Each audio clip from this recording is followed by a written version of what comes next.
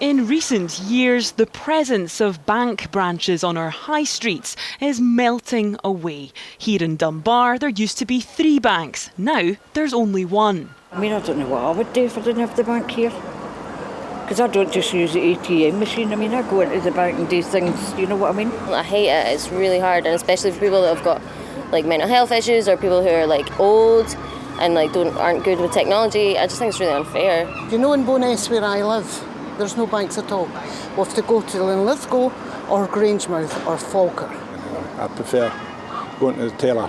But there are silver linings. This former Royal Bank is now a bustling sweet shop. I do think there's still a place for banks in the high street. There's a lot of elderly people. We still had people coming in a year after this was a sweet shop and they're still wanting to cash cheques. Well, we obviously can't do that, but we could sell them a quarter of sweeties.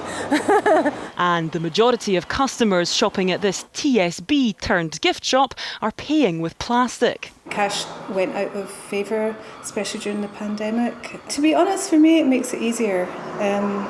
Handling cash has got, time involved in it, and with my new machine, it's easy just to take contactless now.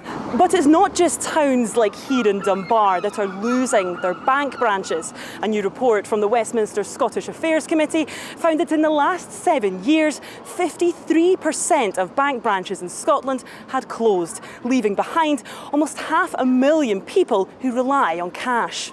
Staff at this community project say as the cost of living rises, more people are using cash as a budgeting tool. But there is a lot of digital poverty as well, so that means that people don't have access to Wi-Fi, digital devices, that sort of thing. So that is a bit of an issue. So it's not as easy as just getting some sort of digital banking on your apps and things like that. The physicality of having cash in their hand makes it much easier for them to budget and manage their money, because they can literally, see it, picture it.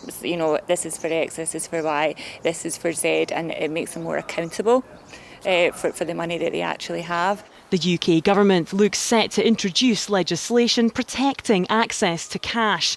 But with bank branches closing so rapidly, it may be too late for those struggling with the realities of a cashless society. Laura Alderman, STV News, Dunbar.